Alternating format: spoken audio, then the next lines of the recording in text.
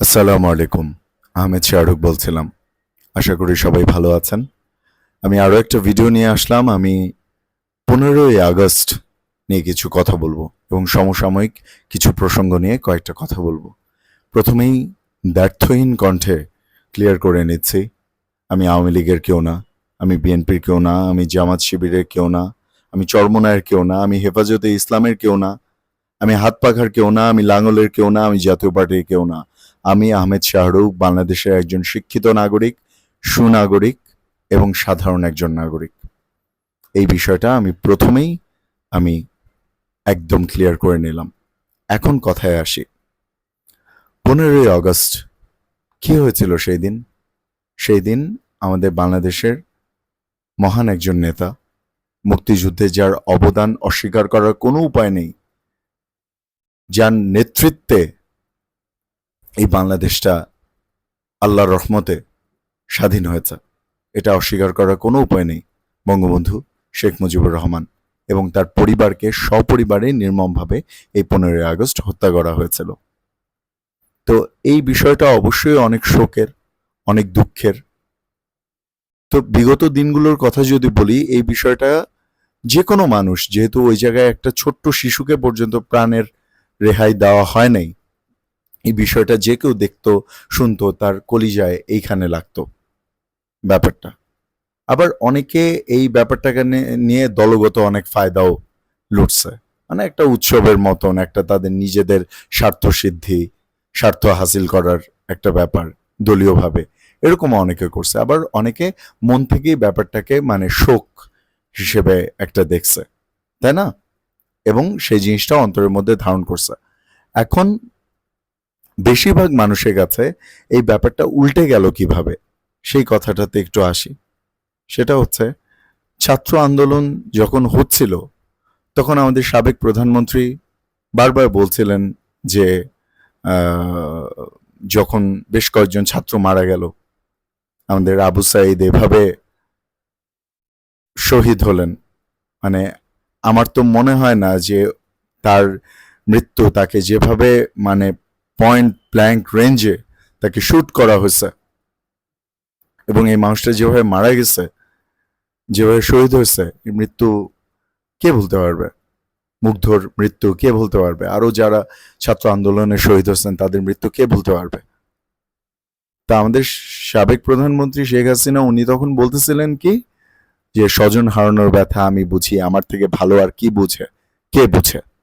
তা আপনি যখন বুঝেন, আপনি যখন আপনার পরিবার দিয়ে সেই জিনিসটা ফিল করছেন, তখন আপনি কেন যান নাই ডক্টর মোহাম্মদ ইউনূস যে কাজটা করছে, কেন যান নাই আপনি আবু সাঈদের বাড়িতে? কেন যান নাই আপনি মুগ্ধর বাড়িতে? আপনার তো যাওয়া উচিত ছিল এবং আপনার এইটা জাতির উদ্দেশ্যে তৎক্ষণাৎ বলা উচিত ছিল যে আমার সাধারণ জনগণের উপর, আমার সাধারণ ছাত্রদের উপর আর একটা গুলি যদি না যেন না চলে, আর একটা গুলি যদি চলে তাহলে আমি নিজে গুলি করে, যে গুলি করছে আমি তাকে শেষ করে দেব। আপনার কথাবার্তার তেজ হওয়া উচিত ছিল এরকম, আপনার কথাবার্তার হওয়া উচিত ছিল এরকম যে আমি সরে গেলেই যদি আপনাদের ভালো লাগে বা আপনারা যদি এইটাই চান, আমি সরে যেতে প্রস্তুত, কিন্তু আর একটা জীবনেরও যেন কোনো ক্ষতি না হয়, আর একটা ছাত্রেরও যাতে জীবন না যায়, আর একটা সাধারণ মানুষেরও যাতে জীবন না যায়। আপনি কি সেভাবে কথা বলছিলেন?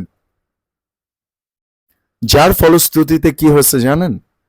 যার ফলশ্রুতিতে আপনার বাবা বঙ্গবন্ধু শেখ মুজিবুর রহমান, যাকে আমি যথেষ্ট রেসপেক্ট দিয়ে কথা বলতেছি, সে চরমভাবে অপমানিত হচ্ছেন মানুষের কাছে, চরমভাবে অপমানিত হচ্ছেন। মানে যে মানুষের মনেই কখনো এই জিনিসটা আসে নাই যে ওনার সম্পর্কে হতে পারে উনি ভিন্ন দল করছেন বা অন্য কিছু, বা উনি নিরপেক্ষ, তারপরেও বঙ্গবন্ধুর ব্যাপারে মোস্ট অফ দ্য পিপল এক ছিলেন যে না, এই মানুষটা মুক্তিযুদ্ধের জন্য, দেশের জন্য অনেক কিছু করছেন। সবাই তাকে একটা শ্রদ্ধার চোখে, একটা সম্মানের জায়গায় দেখছেন। বাট মানুষজন যখন দেখছে যে এইভাবে ছাত্রদের উপর নির্যাতন চলতেছে, হত্যা করা হইতেছে, এইভাবে সাধারণ জনগণের উপর এই জুলুম চলতেছে, এগুলা যখন মানুষ দেখছে, তখন আপনার ক্ষমতাচ্যুত হওয়ার পরে, আপনার পদত্যাগের পরে মানুষ তার সেই ক্ষোভ, সেই রাগ সম্পূর্ণটা মানে এই শেখ মুজিবুর রহমানের উপরে ঢেলে দিছে। ধানমন্ডি 32 নম্বরে একটা বাড়ি, এত সুন্দর একটা স্থাপনা, আমি নিজেও গেছি, গিয়ে দেখে আসছি সবকিছু সচক্ষে। আমার খুব ইচ্ছা ছিল যে আমি আমার স্ত্রীকে নিয়ে দেখাবো এরকম একটা ঐতিহাসিক জায়গা যেখানে এরকম একজন নেতা সপরিবারে শহীদ হয়েছেন। সেই বাড়িটাকে পর্যন্ত ছাড় দেওয়া হয়নি, সেই বাড়িটা জ্বালিয়ে পুড়িয়ে ছাড়খাড় করে দেওয়া হয়েছে। আজকে দেখলাম সেখানে শ্রদ্ধা জানাতে গেছে ওই যে রোকেয়া প্রাচী, যাই না, এটা দেখলাম আর কি, শুনলাম ওনাকে নাকি পিটানো হয়েছে। হ্যাঁ, এরকম ইয়ে হচ্ছে, তো এইসবও তো ঠিক না। যে কোনো কিছু নিয়েই বাড়াবাড়ি করাটা ঠিক না, ঠিক আছে? আপনার যার উপরে ক্ষোভ, যিনি এগুলোর জন্য রেসপন্সিবল, তাকে দায়ী করেন, তাকে প্রশ্ন করেন, ওনাকে প্রশ্ন করেন। কিন্তু যিনি দেশকে কিছু দিয়ে গেছেন, যিনি দেশের জন্য করে গেছেন, যিনি দেশের জন্য জীবন দিয়ে গেছেন সপরিবারে, তার প্রতি এতটা অসম্মান, অশ্রদ্ধা, এই জিনিসটা একেবারেই ঠিক না। এটা কোনো বিবেকবান মানুষই এই জিনিসটা এভাবে মেনে নিবে না, মেনে নিতে পারবে না, মন থেকে আসবে না। কিন্তু আমি কারণটাও কিন্তু ব্যাখ্যা করে দিলাম, কারণটা কেন হচ্ছে। কারণটা আপনার অ্যাক্টিভিটিসের কারণে হলো। আপনি যদি এ ধরনের অ্যাক্টিভিটিস না করতেন, আপনি যদি তখন এরকম স্ট্রিক্ট অর্ডার দিতেন যে আমার একটা ছাত্র, একটা মানুষের উপরেও যাতে আর গুলি না চলে, ফোর্সকে সাবধান করে দিতেন, হ্যাঁ, ছাত্ররা যা চাচ্ছে সেই দাবিগুলো একদম সুন্দর মতন আপনি মিটিয়ে নিতেন, হ্যাঁ, আপনি যদি আপনার নিজেকে সংশোধন করতেন, তাহলে কিন্তু আপনার প্রতি একটা ন্যূনতম সম্মান শ্রদ্ধা মানুষের থাকতো, বঙ্গবন্ধুর প্রতি তো ডেফিনেটলি থাকতো।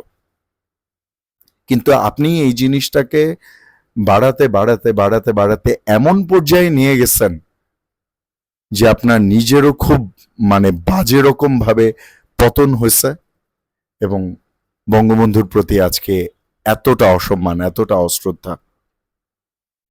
আমি সেটা একজন সাধারণ নাগরিক হিসেবেই বলবো, একজন সুনাগরিক হিসেবেই বলবো, নিজেকে সংশোধন করাটা খুব জরুরি। নিজেকে সংশোধন করেন, আল্লাহর কাছে মাফ চান। কেউ কেউ ক্ষমা করবে না, আল্লাহ আল্লাহ ক্ষমা করবে।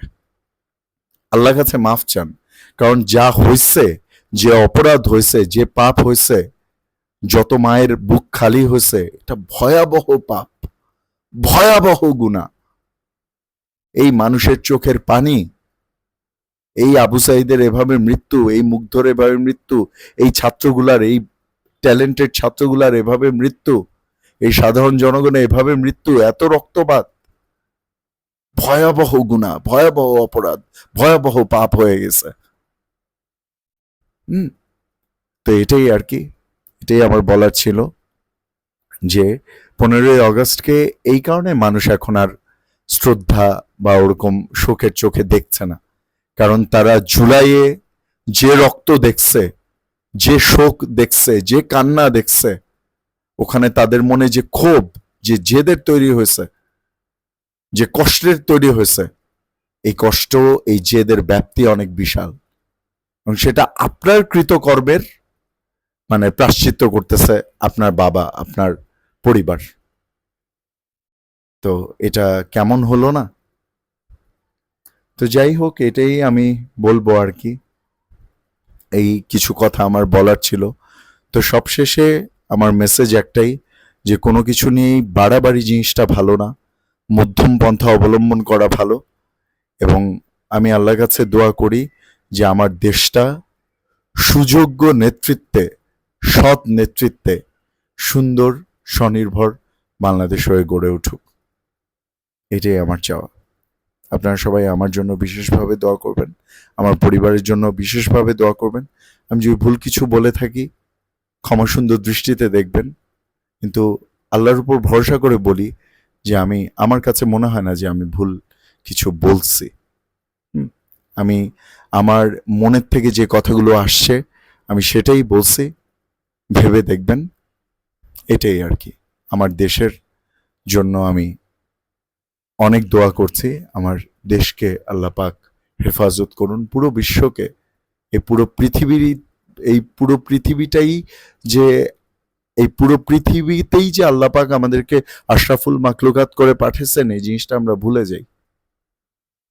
শুধু বাংলাদেশের কথাই বলবো কেন, পুরা পৃথিবীর, এই যে ফিলিস্তিনেও যা অবস্থা চলছে, সেজন্য আমাদের দোয়া করা উচিত অবশ্যই প্রতি মুহূর্তে। আমার দেশের জন্য, ফিলিস্তিনের জন্য, সমগ্র বিশ্বের জন্য দোয়া করা উচিত। এইটাই তো। এই আমার কথাগুলো ছিল 15ই আগস্ট সম্পর্কে, বর্তমান রাজনৈতিক প্রেক্ষাপট সম্পর্কে। তো সবাই ভালো থাকবেন, আমার চ্যানেলটা সাবস্ক্রাইব করবেন, আবার ভিডিওতে কথা হবে ইনশাআল্লাহ। আল্লাহ হাফিজ।